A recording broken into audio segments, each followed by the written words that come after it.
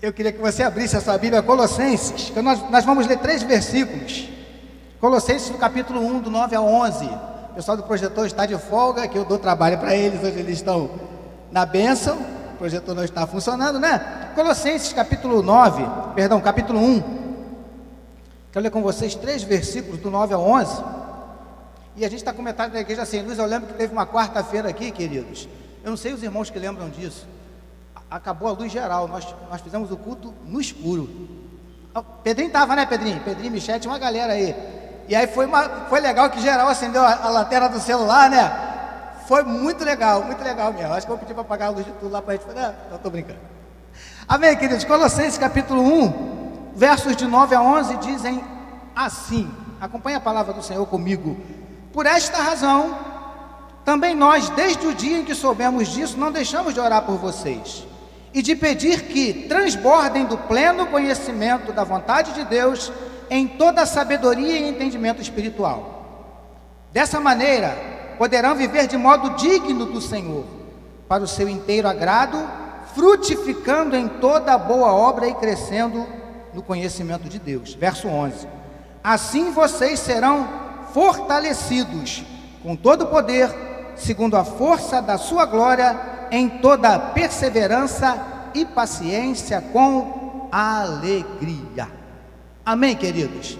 Feche seus olhos por alguns segundos, pode ser? Senhor, em nome de Jesus, nós te louvamos por mais uma vez o Senhor nos permitir estarmos na tua casa, mais uma vez termos o privilégio de fazer o que já fizemos aqui, de entoar hinos de louvor ao Senhor, falar contigo em oração, como estamos fazendo agora, e agora te pedimos que o Senhor fale mais um pouquinho conosco nessa noite, através da ministração da tua palavra.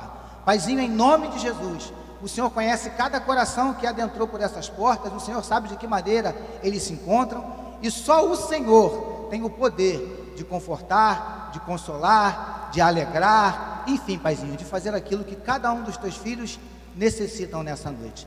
Fala conosco, Senhor Deus, mais um pouquinho, em nome de Jesus, é o que nós oramos e agradecemos, e todo o povo de Deus receba e diga amém. Queridos, eu não vou me alongar, né? Agora já são 7h37, acho que aquele relógio está um pouquinho atrasado.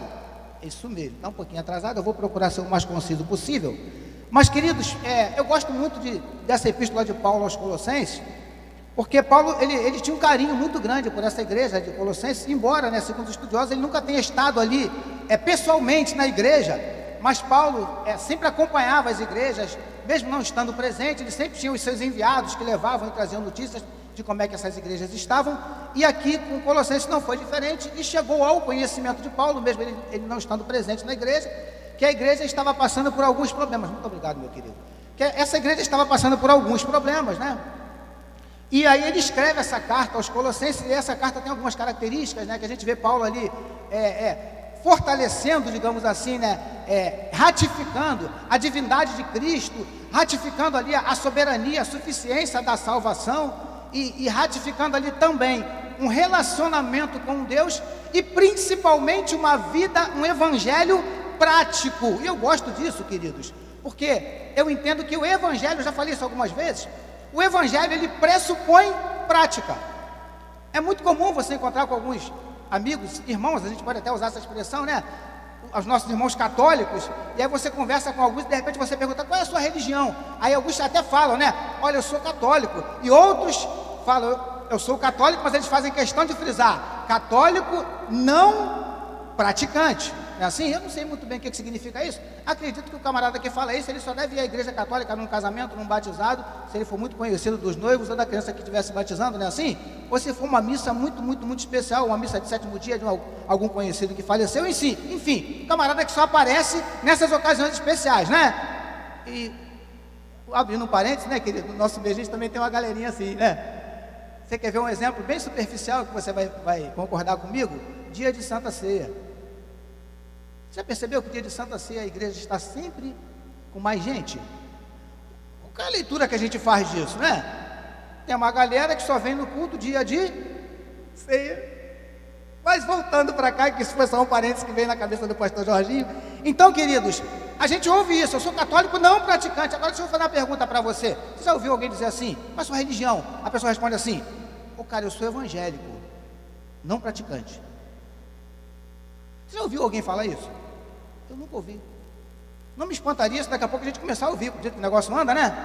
Mas eu nunca ouvi. Por que a gente não ouve ninguém falar isso? Por quê? Porque evangelho pressupõe prática. Não existe evangelho teórico. Não é assim? Não existe evangelho teórico. Então Paulo, sempre ensinando aqui, não só para Colossenses, mas a gente vê isso nas demais cartas de Paulo, mas aqui os Colossenses, na ocasião aqui, eles estavam enfatizando isso. Ou seja, em outras palavras, Paulo estava dizendo o seguinte, porque a igreja estava vivendo alguns problemas. Qual era o problema, pastor? Entre outros, a igreja estava sendo, digamos assim, visitada, vou usar essa expressão para os irmãos entenderem, né? Por outros que estavam se infiltrando na igreja, que alguns estudiosos chamavam de judaizantes, que eram alguns que se diziam cristãos religiosos, mas que estavam pregando no meio daquela igreja, que é a igreja que eles, mesmo convertidos, mesmo tendo aceitado a Jesus como Senhor e Salvador, precisavam voltar às práticas antigas do judaísmo, entre elas a circuncisão, era uma das coisas que eles pregavam. Então, queridos, Paulo ficou sabendo daquilo, Paulo se preocupou. Por quê? Porque a igreja, o medo de Paulo era que a igreja literalmente fizesse o quê? Retrocedesse. Você quer ver um exemplo que eu posso dar no nosso caso aqui, especificamente? Como é que nós podemos começar a retroceder? Um exemplo, só para os irmãos entenderem, sem crítica a ninguém, nem a nenhuma denominação, tá bom? Quando nós voltarmos a batizar crianças. Criança mesmo, criança com, sei lá, com meses de nascido, é assim? Porque a gente sabe que na igreja católica fazem, e até outras igrejas denominadas cristãs, a gente também vê essa prática. E, biblicamente falando, não é uma coisa aconselhável. Por quê, pastor? Porque dentro dos significados, eu não posso falar aqui muito porque seria amplo, né? A gente não tem tanto tempo para isso, mas um dos significados do batismo qual é? Você se batiza não por causa do seu relacionamento com Deus especificamente, mas o batismo na verdade é uma confissão de fé, tanto que essa é uma das traduções do batismo, né? O batismo é uma confissão de fé pública. Por quê? Porque você está dizendo para as pessoas, com aquele seu ato, que você agora quer ser uma nova criatura, que você está arrependido dos seus pecados e que você agora quer viver uma nova vida na presença de Deus. Esse é um dos significados do batismo. Então você está confessando o arrependimento pelos seus pecados. E eu entendo que para a pessoa fazer isso, a pessoa tem que ter no mínimo ciência daquilo que ela está fazendo. Por isso não batizamos crianças. Mas se começarmos a fazê-lo, na minha humilde concepção, no pouco conhecimento que eu tenho da Bíblia, estaríamos retrocedendo. Você consegue entender, queridos? É por isso, eu tenho meu filho Vitor, ele está ali, ele está com 12 anos. Eu vou falar que eu nunca falei nem isso para ele, a gente já conversou a respeito. Mas se ele me pedir para se batizar no final desse ano, eu não permito. Eu não permito. Mas pastor, ele já tem 12 anos, sim, mas eu conheço o meu filho. Eu sei que ele ainda não tem maturidade espiritual suficiente para tomar essa atitude. Mas pastor, vocês mesmos dizem que o batismo não confere graça, que o batismo não salva. Não confere graça e não salva mesmo, mas é algo extremamente importante no reino espiritual. Olha para mim, igreja, Jesus se batizou ou não? Se batizou ou não? Sim. Então se Jesus fez esse negócio tem importância. Você consegue entender? Até porque ele nem precisava. Porque como eu disse aqui que o batismo é uma confissão pública dos seus pecados, Jesus não tinha pecado. Que a Bíblia diz que em tudo ele foi tentado, porém em nada ele pecou. Amém, queridos? Então, amados, se começarmos a essa prática, estaremos retrocedendo. A preocupação de Paulo com essa igreja era essa, que eles voltassem, que eles retrocedessem, e o que é mais grave, que eles começassem a esquecer algumas coisas que estão aqui intrínsecas, que é característica daquele que quer viver um evangelho de prática. Porque ele começa dizendo assim: por essa razão também nós, desde o dia que soubemos do que estava acontecendo entre vocês, Paulo diz o quê? Não deixamos de orar. E aqui eu acho legal, queridos, porque Paulo começou a interceder por aquela igreja. E hoje na escola bíblica dominical, aliás, uma aula muito bem ministrada pela irmã Querubina, louvado seja Deus pela vida da irmã Querubina, falava sobre intercessão. E aí a gente viu ali, principalmente falando da vida de Jó, que Deus mudou a sorte de Jó quando Jó orava pelos seus amigos, e uma galerinha que, vou usar essa expressão para você entender, os amigos de Jó, né? Uns camaradas que não valia nada, os caras diziam que era amigo dele, mas chegava para ele e falava assim: rapaz, tu está sofrendo porque tu está em pecado, rapaz. Já logo pontava o dedão para a cara de Jó, né? E a Bíblia diz que Deus fala para Jó: Jó, ora por eles. E Deus fala para os amigos de Jó: não adianta vocês orarem não, eu quero que Jó ore por vocês. E Deus disse: se sou eu, falo assim, eu vou orar, nada, manda fogo desse escândalo, queima todo mundo, né? Porque nós somos assim. Então, queridos, a intercessão, ela tem um peso diante de Deus. E aqui Paulo, ele começa a interceder por aquele povo. E eu entendo aqui que da mesma forma como ele fazia, ele incentivava a igreja a fazer. Não podemos esquecer desses princípios. Deixa eu te dar uma sugestão, eu já falei isso aqui algumas vezes, já fiz esse desafio. Meu querido, minha querida, adote alguém em oração. Adote alguém.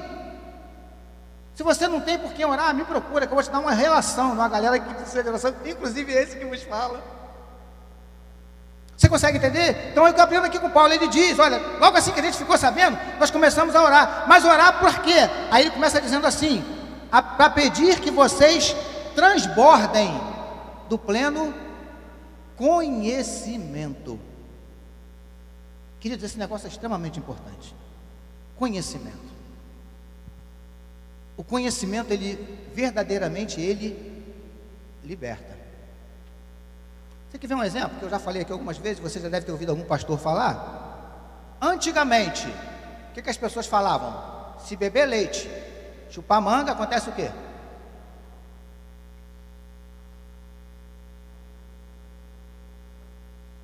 A gente não pensava isso? O pessoal da antiga, jamais, leite com manga, não, morre. Se acabar de jantar e tomar banho, pode acontecer o quê? Tinha uma pessoa que falava assim: não, Jorge, pode dar congestão. Eu não sei nem o que é congestão, né? Mas enfim. E muitos acreditavam nisso. O pessoal mais antigo não fazia isso, não tomava banho logo assim, jantava, esperava um pouquinho para tomar banho, porque senão podia morrer. Não misturava leite com manga. Querido, deixa eu falar uma coisa para o irmão. Você já tomou leite com manga batido no liquidificador? Que isso, é gostoso demais, rapaz. É bom demais. Mas por que as pessoas antigamente não faziam? Porque o conhecimento que eles tinham de que esse negócio fazia mal, podia até matar. E a gente hoje sabe que hoje nós temos o conhecimento, e o conhecimento, quando ele chega, uma das coisas que ele faz é abolir, extirpar uma outra coisinha chamada, não é grosseria não, depois eu vou te explicar, tá? Uma outra coisinha chamada o quê? Ignorância. O conhecimento acaba com esse negócio. E a ignorância que eu estou falando aqui, queridos, é a ignorância da falta do conhecimento. Você consegue entender? Então, queridos, Paulo começa a falar aqui: gente, olha só, a minha oração é para que vocês transbordem do pleno conhecimento, porque o conhecimento vai libertar vocês, vai impedir, porque quando você tem conhecimento, e é por isso, queridos, que eu louvo a Deus pela Igreja Batista Central do Rio de Janeiro. Eu não posso falar de outras igrejas, eu vou falar da minha igreja, a igreja onde eu também sou pastor. Eu louvo a Deus, queridos, porque aqui nós, liderança, nós nos esmeramos para oferecer para você uma escola bíblica de qualidade. Uma escola bíblica que traga para você como resultado, dentre outras coisas, conhecimento de Deus. Louvado seja Deus, porque a Igreja Batista Central do Rio de Janeiro, que vocês fazem parte, pelo menos 2 dos 3 pastores que estão aqui, tem projetos que, dentre outros objetivos, tem a intenção de incentivar você a ler e a conhecer mais a Bíblia, a palavra. E deixa eu dizer uma outra coisa para você: não são muitas igrejas que estão interessadas nisso. Sabe por quê, queridos? Porque quando nós damos conhecimento para o nosso povo, nós aumentamos sobre nós a responsabilidade. Tem um filósofo, se não me engano, acho que é Spinoza, que diz isso. Estava conversando com o pastor Luiz sobre isso hoje de manhã, que diz, né, que se você dá conhecimento para o povo, fica difícil de você dominar. Então, se a nossa igreja dá conhecimento da Bíblia para vocês, vamos ser sinceros, queridos, é qualquer coisa que vocês vão ouvir aqui do púlpito que vocês vão engolir? Claro que não. Se você tem conhecimento da palavra, querido, fala: opa, esse negócio está errado, não é legal não. De onde é que esse pastor tirou isso? Você consegue entender? Então, queridos, conhecimento, busque o conhecimento. Pastor, como é que eu consigo conhecimento? Queridos, a gente podia dar algumas formas aqui, mas o mais indicado deles, não tem fórmula mágica: leitura. Leitura da Bíblia. Fiquei feliz que eu vi ontem um flash da Bienal do Livro. Caraca, um montão de criança, queridos. Um montão de crianças e adolescentes lendo.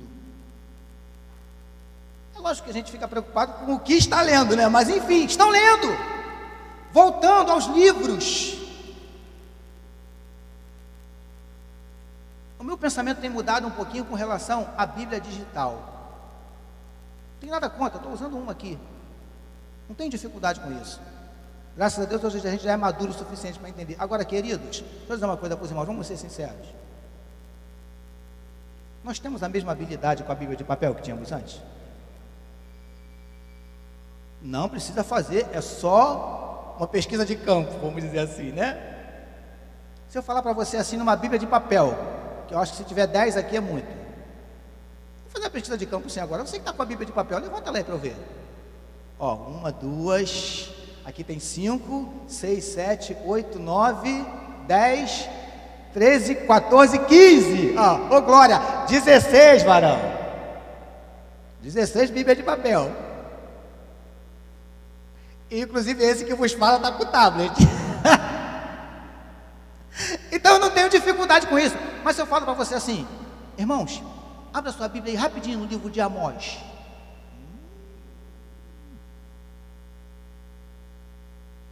Tem um irmão que vai falar assim, pastor, isso é apócrifo, é só da Igreja Católica que tem, pastor. Achou, Pedrinho? É só um exemplo. Então, queridos, eu acho que nós deveríamos começar a voltar às Bíblias de papel mesmo. Não tem nada contra o digital não, tá, queridos? Estou falando para você rasgar, jogar fora, não. Inclusive eu estou querendo um tablet novo, porque isso aqui está dando pane. Eu estou querendo outro, melhorzinho, né? Não tem dificuldade com isso não, mas acho que nós deveríamos sim praticar ao papel. Leitura. É só assim, queridos, não tem outra forma. Pastor, a gente dorme assim, o conhecimento vai caindo. Não tem jeito, filho. Tem que ler. Tem que ler. Você consegue entender? É o que Paulo está falando aqui, para que vocês transbordem do pleno. Aqui quando Paulo fala isso, é conhecimento mesmo, é transbordar do pleno. É até ele está aqui botando uma intensidade bem grande na expressão. Você consegue entender, queridos? Conhecimento é importantíssimo, é essencial. E não só o conhecimento em si, mas o conhecimento, porque ele continua dizendo assim, para pedir que vocês transbordem do pleno conhecimento da vontade de Deus. Olha que coisa legal. Queridos, como é importante nós sabermos a vontade de Deus para as nossas vidas. Como é importante. Busque isso. Senhor, o que o Senhor quer de mim? Porque não tem coisa melhor. Esses dias eu estava conversando com uma pessoa, não me lembro agora com quem era, com Abraão, aqui ontem. Ele falou assim para mim, pastor, não tem lugar melhor, não tem coisa melhor que você, quando você sabe que você está fazendo a vontade de Deus. Eu falei, não, é isso mesmo. Não tem lugar melhor para você estar quando você sabe que você está no centro da vontade de Deus. Não tem coisa melhor. Não tem coisa melhor do que quando você sabe que você está fazendo a vontade de Deus. Por isso que cantou um louvor aqui, particularmente um dos louvores que eu mais amo, quando ele fala assim, só quero tuas bênçãos se eu tiver. Aí tem uma parte que ele diz assim, te ouvir, te conhecer, é a maior riqueza. Não é assim? Queridos, que coisa maravilhosa. Não tem dinheiro no mundo que pague isso. Você conhecer a Deus, você ouvir a voz de Deus, cada dia mais se aproximar, porque esse conhecimento que Paulo está falando aqui, é mais ou menos, a gente pode, sem cometer nenhuma heresia, trazer para o conhecimento que o pastor Luiz Almeida falou hoje aqui de manhã, que a gente sabe que é assim que funciona, que a Bíblia chega até digamos assim, a fazer uma analogia entre esse conhecimento e o relacionamento de um marido com uma mulher, que é, humanamente falando, o relacionamento de maior intimidade que existe. E é esse, querido, esse relacionamento que Deus quer ter comigo e com você. Que isso, pastor, o senhor está falando de relação sexual? Não, queridos, eu estou falando que Deus quer estabelecer comigo e com você um conhecimento de intimidade. Ele já nos conhece por completo, agora Ele quer que nós também o conheçamos, cada dia mais, cada dia melhor. É esse conhecimento aqui que Paulo está falando. Agora, é um conhecimento, queridos. Deixa eu fazer uma pergunta para os irmãos. Se você estabelece um relacionamento, para que esse relacionamento chegue a um relacionamento de intimidade, precisa de quê? Alguém pode me dizer uma coisinha que precisa para que esse relacionamento se torne um relacionamento de intimidade? O que precisa? Pode falar, Giovana.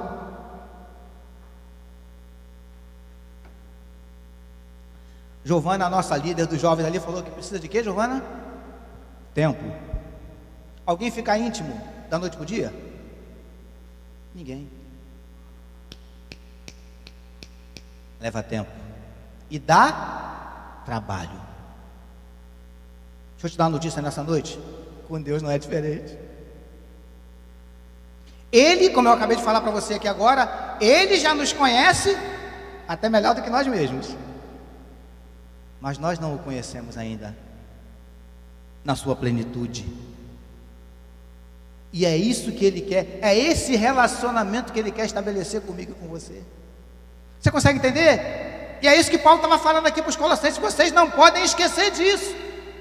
Vocês não podem esquecer do que vocês já sabem e buscar conhecer a cada dia mais. Porque aí, queridos, quando vierem as heresias, se você tem conhecimento, você vai saber identificar. É igual quem trabalha no banco. Pega um bancário aí experiente, dá uma nota falsa na mão do camarada para você ver se ele identifica. Só pegando na nota, pela textura do papel, ele vai dizer para você: é falsa. Por que ele sabe que é falsa? Porque ele conhece muito bem a verdadeira. Você consegue entender? Conhecimento, vamos seguir aqui, queridos, que eu já vou terminar, porque ele continua dizendo assim: do pleno conhecimento da vontade de Deus. Você precisa saber a vontade de Deus para a sua vida, em toda sabedoria. Olha só que coisa legal. Sabedoria, queridos. E amados, deixa eu dizer uma coisa para os irmãos: sabedoria só vem de Deus. Não tem jeito. Você pode ser um camarada inteligente, assim, ter um certo conhecimento, mas sabedoria só dele, só vem dele. E há determinadas situações na nossa vida, queridos, que por mais inteligentes, por mais capazes, por mais instruídos que sejamos, não tem jeito. A gente precisa da sabedoria dele para saber que atitude, que decisão tomar. Você consegue entender? Por isso que Paulo fala, conhecimento da vontade de Deus em toda a sabedoria. E ainda diz mais, pelo menos na minha tradução: sabedoria e entendimento espiritual. Olha que coisa legal. As coisas espirituais só se discernem espiritualmente.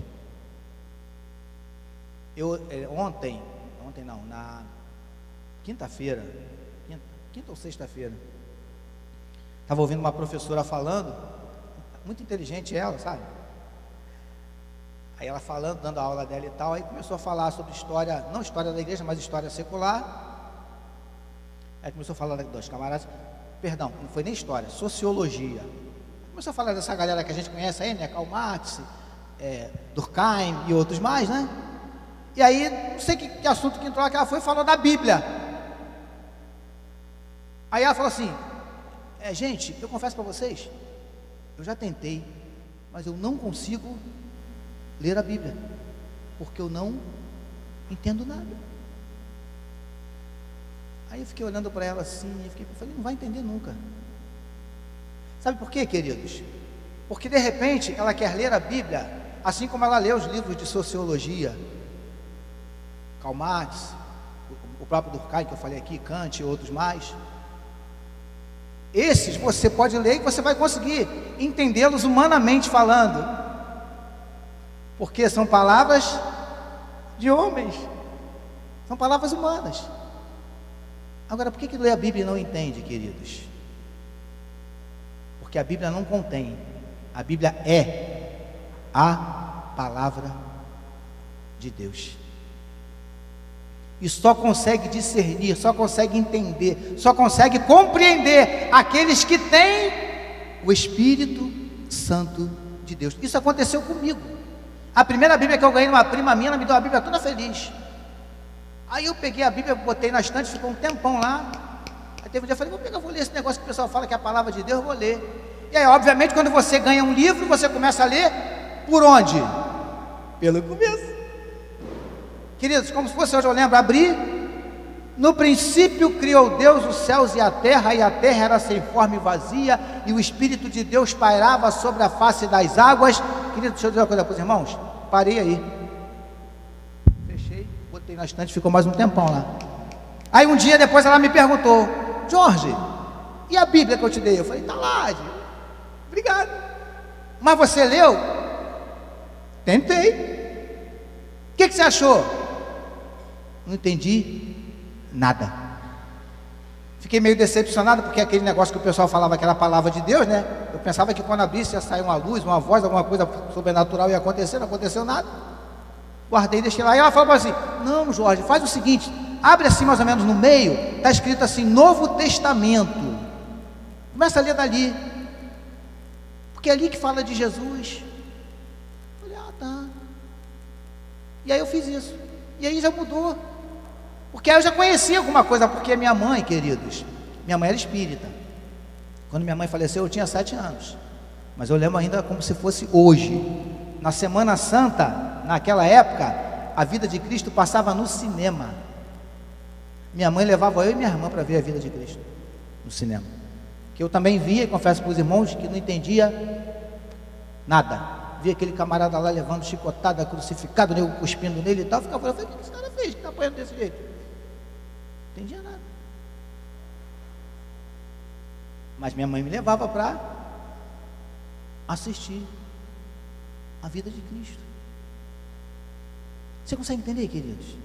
Amados, é isso que eu aprendo aqui com Paulo. Já estou encerrando, vou parar aqui nesse versículo mesmo, para a gente não seguir. Mas quando ele termina falando assim: em toda a sabedoria e entendimento espiritual, queridos, esse entendimento espiritual não tem outro jeito, não tem outra fórmula. Você só vai adquirir através de um relacionamento com Deus. Como é que se relaciona com Deus? O que é que eu preciso para me relacionar com Deus? Giovana já falou ali, uma das características de um relacionamento se estabelecer: tempo. Não é assim? Agora alguém pode me ajudar? Uma outra coisa que um relacionamento precisa para que ele se estabeleça: sinceridade. Ó, já começou. Diga, Pedro.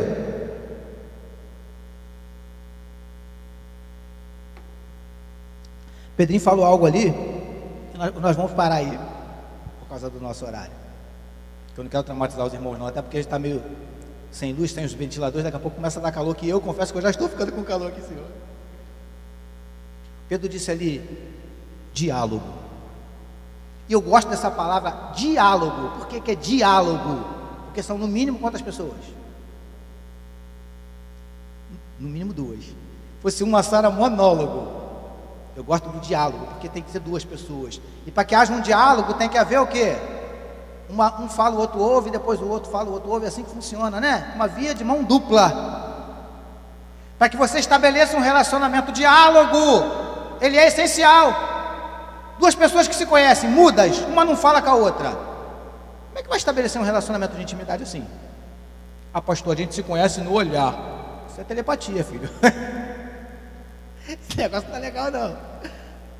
Diálogo, através de quê? Da conversa, que você vai falar, o que você gosta, o que você não gosta. Com Deus é a mesma coisa. Quer estabelecer um relacionamento de intimidade com Ele? Precisa dialogar com Ele. Como é que você fala com Deus? Qual é o instrumento que você usa para falar com Deus? Qual é a igreja? Oração.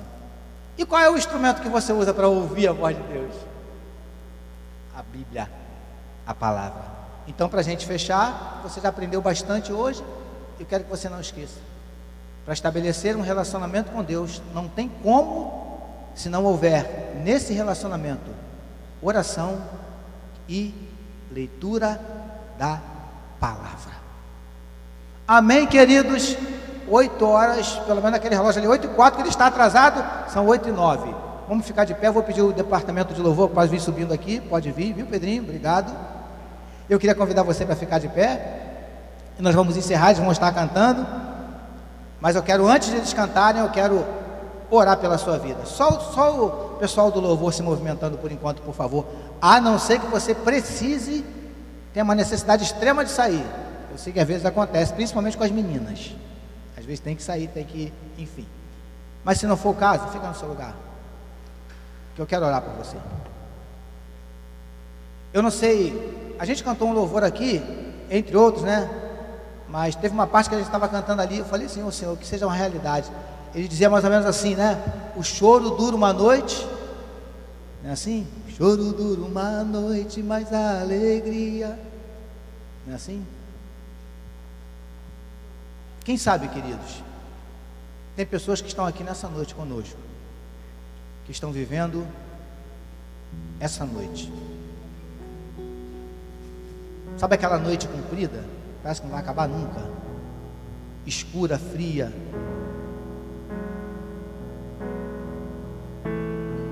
Quem sabe você está vivendo uma noite dessa hoje? Noite fala de dificuldade, noite fala de prova.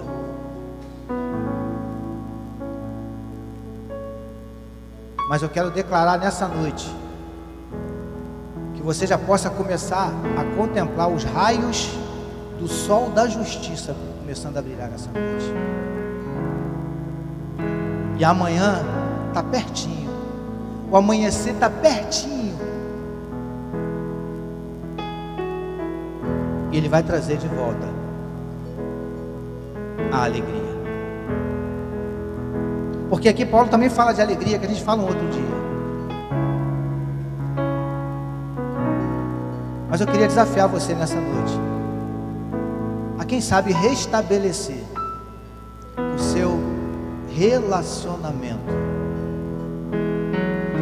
com Deus. O medo de Paulo era que os colossenses esquecessem das verdades, esquecessem tudo que eles aprenderam através de Epáfras, se eu não estou enganado, era um dos mensageiros de Paulo ali, dos contatos com os colossenses. O medo de Paulo é que eles esquecessem. Quem sabe há pessoas nessa noite aqui que já esqueceram, pastor, eu já esqueci, pastor. Eu até esqueci como é que se relaciona com Deus, pastor, porque já há muito tempo que eu já não oro mais, já não leio mais a Bíblia. Comecei até a fazer a vida com Deus, pastor, mas até parei. Mas eu queria nessa noite restabelecer o meu relacionamento. Quero pedir a você que você feche seus olhos, todos nós. Feche seus olhos, abaixe sua cabeça enquanto aquele rapaz bonito ali está tocando ali no piano. E eu queria orar por você nessa noite. E eu preciso dizer uma coisa para você: você não veio aqui por acaso. Deus trouxe você aqui nessa noite.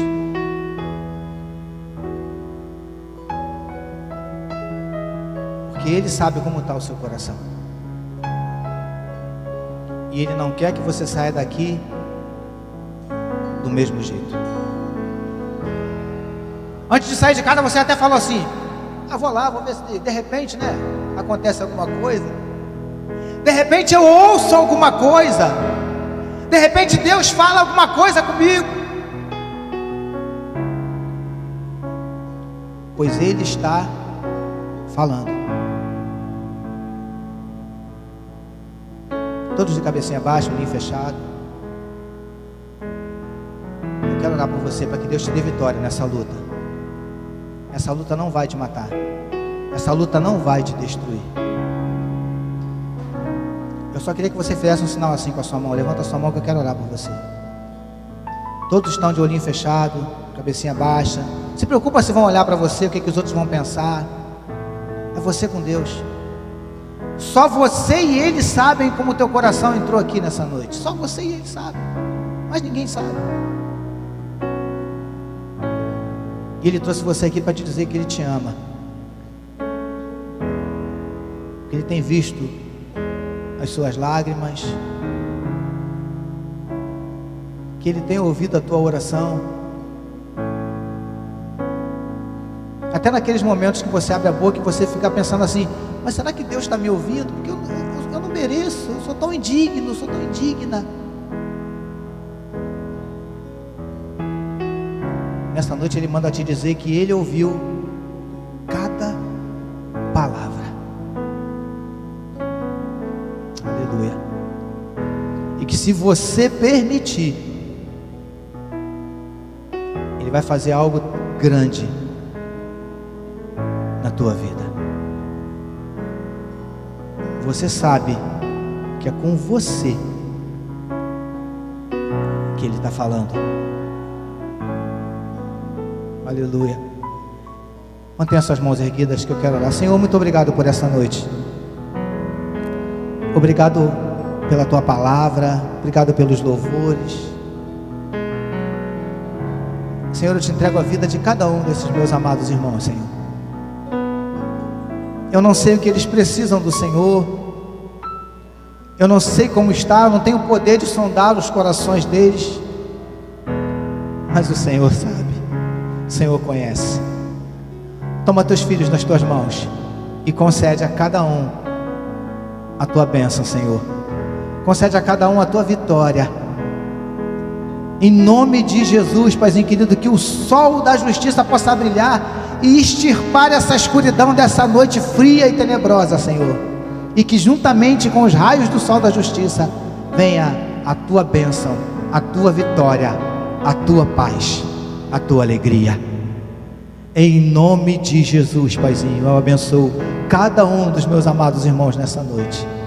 E já te agradeço, Paizinho, não pelo que o Senhor vai fazer, mas pelo que o Senhor já fez no nosso meio nessa noite, em nome de Jesus. Aleluia. Faz assim com a sua mão, ó.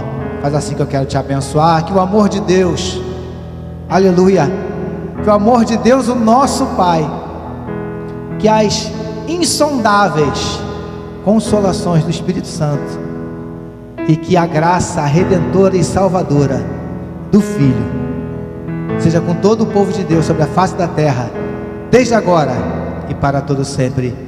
E todo o povo de Deus receba aí. Diga